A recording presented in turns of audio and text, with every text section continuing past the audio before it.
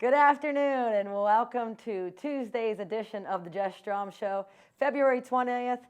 Ready to roll here with the show. We have a great guest with us today. First time on the show, Dr. Shelly DeCesaro. She is our athletic trainer here at Cal U. And Shelly, welcome to the show. First time. Thank you.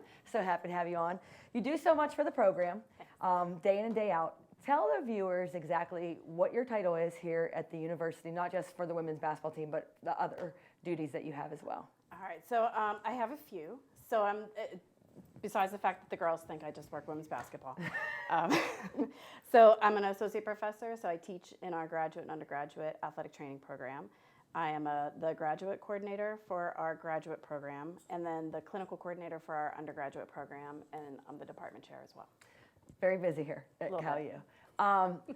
Let's talk just women's basketball for a little bit. Mm-hmm. Obviously, you have those other duties, but just talk about your day-to-day, a day in the life being around the women's basketball team. Can you tell the viewers basically, besides being a counselor, athletic trainer, mom, just can you tell the viewers what it's like to kind of what you do, and then what your days are like with the women's basketball so it program. depends on if it's a practice day or a game day, but duties are still the same. The time just kind of changes up a little bit. So my main job as an athletic trainer is to treat them medically. So we're athletic health care. So anything that might come about athletically incurred injury, we're there to diagnose, evaluate it, diagnose it, and then we either treat it, refer them out to a specialist if they need that, and then we do treatment and rehab afterwards. On top of that, there's a lot of the other the mental things that go on. So we're there just to kind of be a sounding board at times or help them through issues that they're having. As a professor, I tend to give them a little bit of advice on how to appropriately email their professors or talk to them if they're having some issues. So that would be our day-to-day. So we're there typically an hour and a half before you were to practice, 2.5 hours before a game. So we'll do all our treatments, pre-treatments before then, tape. We're there for practice in case anything happens, and then we're there practice usually like an hour afterwards, hour and a half for post-treatments. Game days, they're in and out because they usually want to go watch the men's games. So. And obviously, too, taking the extra time if someone has class at a certain time, being able to treat them when they are available. I know that your guys' schedule, you just never know, which can be challenging because you also have some things to do. Yeah. So I'm sure it's kind of stressful as well. Talk to me a little bit about relationships that you have, maybe in the past with women's basketball players and the coaches, and currently right now. Talk about like your experience with your relationships with everybody involved in the program. It's been great. So I've worked at every division, 1, 2, and 3. I've worked with professional athletes at the Olympics and then in a secondary or high school setting too when I was first out of school. So the college setting's a little bit more unique because you hear it all. I hear it all. But I think that's important. So coaching staff-wise, and I'm not saying this because you're sitting in front of me, but like this coaching staff is by far the best I've ever worked with, hands down, in 26 years of doing this. Student-wise or student-athlete-wise, they're great. They're nuts. But they keep me in the loop. And I look at our AT room, which is why I keep the door shut a lot, but I keep the AT room is their safe space. So I like them to know they can come there and say anything within reason. Do anything and feel safe about it. Sometimes they just need a vent. It's a sounding board. They're looking for advice, whatever it might be. So they know that they can come there and I hear it all. And that's fine. So I offer advice when they need it, and I keep my mouth shut when I know they're not going to listen to it. But it's good too. I have a 12-year-old son, so I'm up on the Snapchat. I know like how to look for what his history is and things like that. And then he's also typically really impressed when I can like rap out a song in the car when it comes on that he likes and I know all the words. And that's just thanks to all them. So, obviously you have your work life. You just said that you had a son. Tell us a little bit about your home life. What you do at home and what you like to do when you're away from Cal and away from basketball. So home life, I have a husband. We'll be married 16 years this year. Gotta love Dan. I know, you gotta love Dan. I don't know how he lives with me. I really don't. Married for 16 years. He's a chiropractor. His office is out near Robert Morris, actually. We live out by the airport, so I commute about an hour and 15 minutes to get in. So And he's doing well. He's doing his chiropractor thing. And then we have one son that's 12 and a half, Jackson. So he's good. He's always updating me on all of your stats because he watches everything. And if he's not at the game, he's watching it at home. And I busted him once, I guess, in school when he's looking at stuff because he alerted me when our standings or rankings changed at like 1:30 in the afternoon. I'm like, he's in school, but apparently he kept asking to leave to go to his locker to check his phone in the Jack's locker to see where it was at. Yeah, he's on it. And so. we obviously, being a family that we are, all love Jack and Dan too. So it's always nice when they're around. Yeah. They've been, great support of our program, which is always unique and fun, especially when we get to chat with you. It. We always, I always said I was one and done. That was it. But and I secretly, or not so secretly, I really wanted a boy. I did not. I needed a boy. And but he always jokes around and just says he's got 12 big sisters that look out for him. Yeah, so. absolutely. And with having that home life and with a lot of time that you spend here at Cal, can you tell the viewers, and I think it's really good for young people that want to be in the athletic training profession and also collegiate, being a college professor, about the work-life balance and how maybe you handle it, how difficult it is, and what you do to make it okay, that it both works. Yeah, it works. So the work, I always laugh at work-life balance because there's no balance. It's just figuring out which one's got the priority at that time. So that's a really great way of putting it. Yeah, it's managing. It's keeping the balls all in the air. And so it works well. I mean, first and foremost, I have a very understanding and forgiving husband. So he gets it when dinner comes, from P.F. Chang's that I picked up on the way home, or, I'm not home for a whole weekend or something like that. So he gets that, but I think it's just prioritizing. The last couple years, I've gotten really good at trying to go home and just be home. I used to go home and take a stack of work and work for a couple hours at home. So I think it's just, I don't want to say leave it at the door because that's so cliche. And you can't leave it at the door. I go home and people still contact me because they're sick or they need a doctor's appointment or something like that. But I think just prioritizing and they understand that in season life is busier. And, but come May, I've got May through August pretty much off. And I spend that entire time at home. So it really works. It evens itself out. Yep, it completely works out. Most difficult thing about being an AT? What are some challenges that you have? Besides obviously seeing disappointment when people get hurt, I think that would crush me. I don't know how you handle with season-ending injuries, but I know good that therapists. would. Yeah, good counseling. Exactly, but I feel like I would be so sad with them. But besides all that, because I know you have to be sympathetic, but also someone that pushes them to get better and get out of it. What are some challenges that you face? I think being as an athletic trainer? I think the hardest is knowing when they need help and not being able to get it to them. And that's typically not physical help. So like just knowing that they're struggling maybe socially or they're struggling with something at home or a family problem or, just something like that. So probably that or those injuries that really do, some of them last a lifetime, And we've had, not thankfully here, but in the past I've had athletes that have played all their life through middle school and high school, got to college, and then through a PPE or pre-participation exam realized that they have a cardiac issue and they're not allowed to participate anymore. So those kinds of things are hard to tell them. So. And, we've talked about this too, and the NCAA is making a big push here, Shelley. Talk about what do you think is going to be the shift now in athletic training and in terms of the mental health aspect? Do you think there's going to be a big push for it and it's going to come from the athletic training side and referrals and all that? Because I know there's big talks everywhere at all the conventions you go to. Everything we hear back from Dr. Karen Herpy coming back from the conventions talking about the push for mental health, the PSAC mental health initiative to make sure that we have plans. Is that going to be a huge shift from what we've had in the past? I don't know if it's as much as a shift as it's finally organized. So it's something that we've been doing for years. I can tell you when they walk through the door, if their day's been good, bad, if their mom called and made them mad, if the boyfriend didn't show up last night, whatever it might have been. And so that's a big part of what we do. And a lot of time it really is just being a sounding board and listening to them and then letting them vent and move on. And sometimes it's realizing that they have a real issue that needs to be referred on to an expert.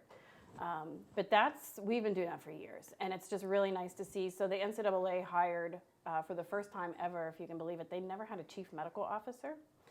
They had nobody making medical decisions. So there was a group, but none of them really had a medical background. So Dr. Brian Hainline is the new CMO. He's the Chief Medical Officer for the NCAA, and one of his big things besides concussion was one, overuse injuries, and then I think it was overuse injuries, but then mental health. So NCAA came out with the best practices for mental health care. Yes. And then the PSAC was actually the second conference, Division II conference, I'm going to say, in the country that now is implementing a mandatory mental health care plan. Which I think is great. Which is great, yeah, because before it was just kind of like we would just try to get the help that we could. Do your best and exactly, go from there. Exactly, and hope for the best. And now there's a little bit more of structure to it and more people that are part of the plan that we don't have to go out and find. We know that they're experts and they're a part of it. And then a lot of times, when we would send them out, would send them out for that care, but then I don't hear anything back, but I'm the one seeing them every day. So now there's nice give and take. Communication is there so that we can see how they're progressing. Are they not showing up? Are they showing up? And I can say, hey, they might be telling you they're doing great, but what we're seeing, they're not, and things like that. So there's definitely a big, it's nice to have it finally organized and mandated. And Shelly, you touched base a little bit about your career and how many years you spent. Where were some of the places that you've been? Like, where did you go to school, obviously? Cal U for Yes. life. Yeah, so I was that an nice undergrad. alumni ring. Yeah. Where are some of the places that you've been during your career? So I skipped around a little bit. So I was an undergrad student here at Cal, and then I went and did my graduate work in Washington, D.C. So I went to the George Washington University. It's like the Ohio State. We have to say the George Washington. We just call it GW. So I went to George Washington for my master's, and then I was working at Catholic University, Division III school in D.C. So I was there for 5 or 6 years, and then moved back to Pittsburgh to go to Pitt for my PhD. And then met my husband, and he was kind of established here. So, and both of our families are from Pittsburgh, so we just kind of stayed. So I was at Slippery Rock for a little while. I was at Akron for a couple years, and then the opportunity opened up back home, here. And how long have you been here now at Cal? It's my 10th year. My goodness. I know. Time's flying. I know. Now, if you were not an athletic trainer, say money was no object, say, Meaning I have the money? Yeah, you have money. Money's no object. Okay. What would your dream job be? I'd own a bake shop, coffee shop. I'd be a baker. Yeah. I don't think I would do viewers, let us tell you, Shelly is the unofficial spokesperson for Starbucks coffee. So Starbucks, if you're out there, just know that you have probably the biggest fan here. So you would own a coffee shop. I think a little bakery coffee shop, like a little comfy, place, like I'd be a community DJ. place. I'd Dogs are allowed. scratch it up. Yeah, you could come. We could do I could open do- scratch night. I could do like music, and you could do, the cookies. brewmaster Yeah. and all that good stuff. Froth the milk. Well, Shelly, we just want to say, obviously, you work with us hand in hand on a daily basis, and how important you are. I don't think people understand how much time and effort goes into our athletic training program here, and how much our student athletes actually need in terms of, rehabilitation, preparation, treatment, and all that. So to you and Josh, we're always thankful He's a for the lifeline time. for me. Yeah, for the time and energy that you put in. So that wraps up our first interview of the day with Dr. Shelly DeCesaro. And we will be back in just a minute with the main lady herself, Coach Jess Strom.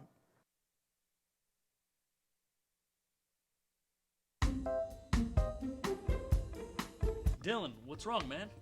I just don't know how my family back home in Buchanan, West Virginia can watch our stuff up here. They can follow us on Twitter, or they can like us on Facebook. That's awesome. What about our sports? How can they watch that? They could watch it live right on our YouTube channel. Awesome, man. Thanks. You're welcome.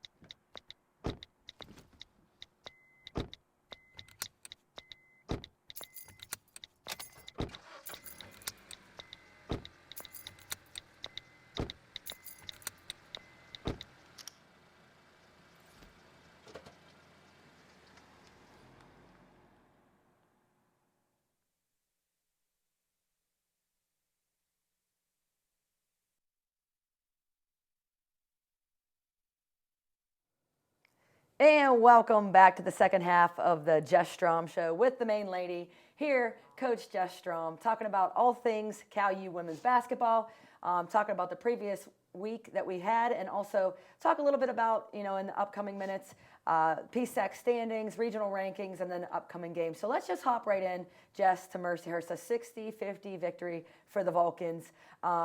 Really nice to be able to play this game at home and be able to be in front of our home crowd and have a little bit of redemption from the last time we played them. Yeah, I think going into it, obviously we lost up there, and that kind of left a sour taste in our mouth. So we knew coming into it, like, we needed to win this one at home. And it was going to start with our defense. I think we forced a ton of turnovers that led to some easy points. But it was a game throughout. Like, Mercyhurst doesn't go away. They're a pretty tough team. They're young, but they play really, really hard. Yep, and this was the first game that we had seen us come and have a team to a limited amount of points that we've had in a while. Playing tough defense. Obviously, they're showing some offensive clips here, but the story of this night was our defense leading to some points because obviously the Vulcans have been struggling a little bit from the floor lately. So, again, they're showing some highlights here, but more a defensive effort on our end. Yeah, I don't know if it's just so much lately. I think it's always we struggle offensively. So I think if we aren't playing defense, we're going to struggle to win games. And I think you can see we just had a little bit of defensive energy here. And you see BB, who doesn't really play a ton, but come in and give us a spark, especially in the first half. Yeah, and a big game, obviously, Shatera Parsons coming in with some big points, leading the way. And let's just go right and talk about the steals because I love the defensive highlights. Her coming in right here, making a move and shots. Tell us about, how you think that our defense gives us that offense and why we need to do that. Yeah, well, I mean, you can see even in our highlights here, it's much easier to find defensive highlights of us than offensive highlights. So most of our points are easy transition points. And I think the last 3 or 4 highlights you can see are just steals to easy layups for us, which we need. We need to score those points to get us going. And, we're watching this game right now and you see a 10-point game. It really felt very close the entire game. Obviously, we had a lead for most of the game, and I'm not sure. I don't think there was ever a point where we didn't. But some big plays down the end that kind of kept giving us the energy to continue. I know Gigi came in. She had 2 huge baskets, but big time were her steals on the other end. So it really was a close game the whole time. Yeah, these last 3 highlights you can see were all Gigi. Defensively got a steal and then just cutting really hard offensively to get to the basket. And we talk about all the time, we need to score layups. So it's really good to see her cutting hard, getting to the rim and finishing. Yeah, and some balance scoring there from, we had Shatera Parsons, DJ Hahn, Mia Kushan, and Gigi all kind of chipping in.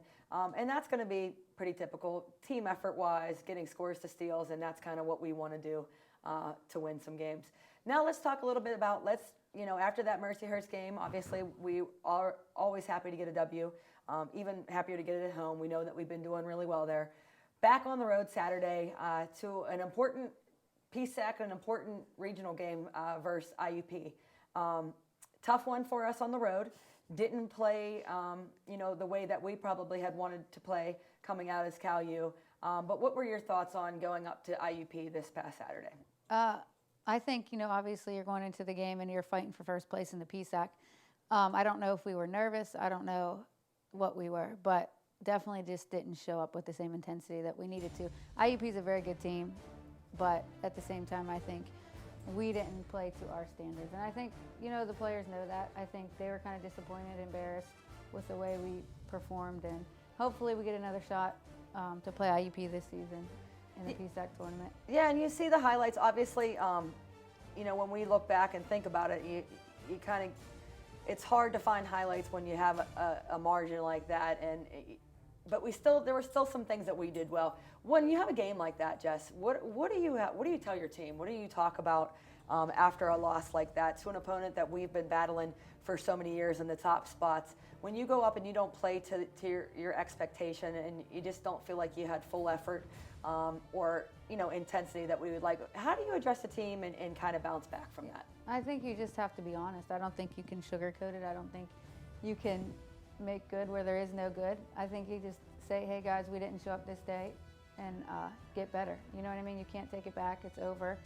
After that 40 minutes was done, we can't go back and change it, but just kind of learn from it.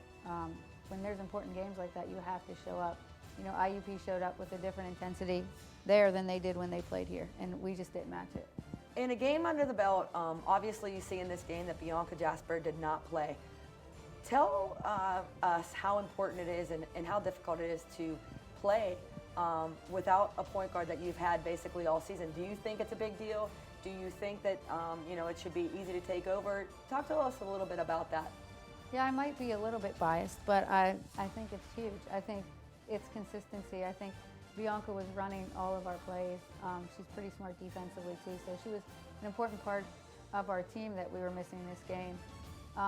But at the same time, other people have to step up. That's just the game. If people are going to get injured, it's going to happen.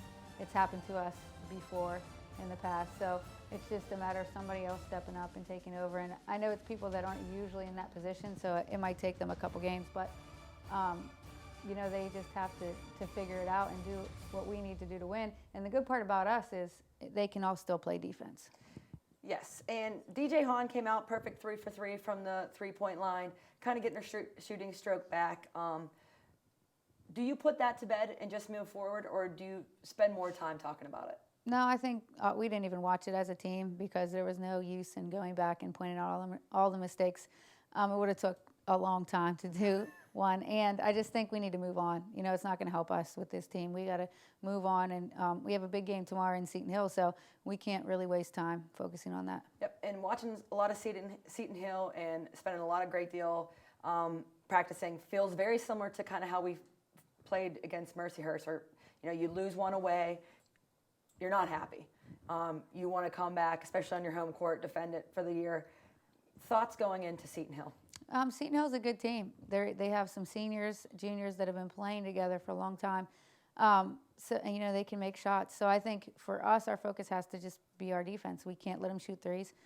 We can't let them move the ball quickly. We have to force the tempo. So I think we know that. I think we had 2 good days of practice and hopefully show up tomorrow.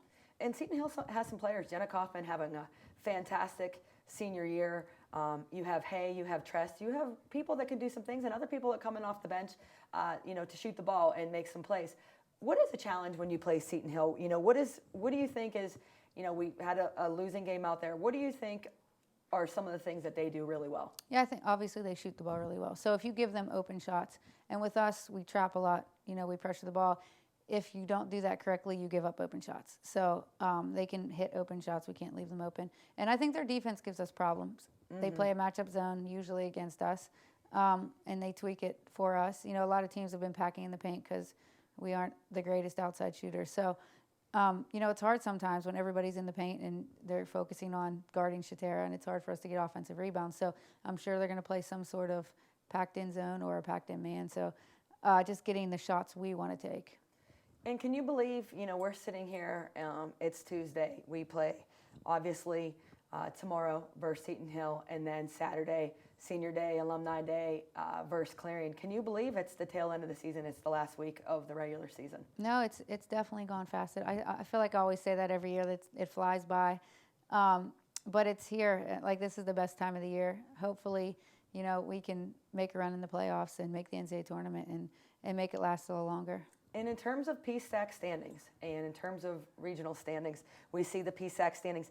These 2 games are just extremely important to finish out the season the right way. How do you go about doing that? You see in IUP first, Edinburgh second, and us sitting in the 3rd spot. How do you finish these last 2 games hard? It's super important. Like, we're in 3rd right now. IUP and Edinburgh play each other tomorrow, so one of them is going to have another loss. And you just want to position yourself in a good spot for the playoffs. And you want to get ready. We need some momentum. Our last 10 games, I think we're 6-4. So we need to go on a run right here. This is the best time for your team to get hot. And obviously we want to start with these 2 games. And then let's talk a little bit about the regional rankings from last week. Cal sitting at number 6, and then the rest of the way. And can you talk to us a little bit about the regional rankings and how you think it's going to play out? And obviously still 2 more games to play. Talk to us a little bit about your regional rankings and where you see us fitting in. Yeah, I think 6 is pretty fair right now where we are. It doesn't give us much wiggle room, though. So I think we have to take care of business to stay at 6 and stay in the top 8. That's our goal. I feel like if we are in the top 8 and we can make the NCAA tournament, we can beat any of those teams on any given day. And it's a big week coming up. I think everybody understands, like you said, how important these games are, not just for PSAC, not just for regional rankings, but just to kind of end the regular season the way we want. We've been playing very well at home. What do you think the difference is from away to home? Do you think it's just comfort? Yeah, I think because we are a little bit immature and we are inexperienced, I think we're just comfortable. We like routines. Anything that gives us a little bit of an uncomfortable feeling, we don't handle too well. So I think we're just comfortable here. I think, we like our own fans. We like our own locker room. We like familiar things. Yep. And that's about it, folks. Talk about a big week of basketball for the Vulcans. Upcoming games here, February 21st. That's tomorrow. Big game versus Seton Hill. And the rest, we'll see how it plays out. So thanks for joining us for the Jess Strom Show. We hope to see you back next week.